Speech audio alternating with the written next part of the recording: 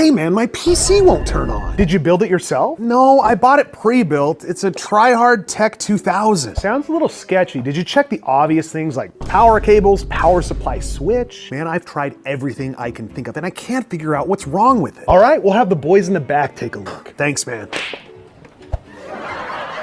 A few moments later. All right, we've got it all fixed for you. Holy crap, how'd you guys fix it? We didn't. What do you mean? You bought a case from TryHard Tech. There wasn't anything inside of this other than the power supply. Oh, so where'd the parts come from?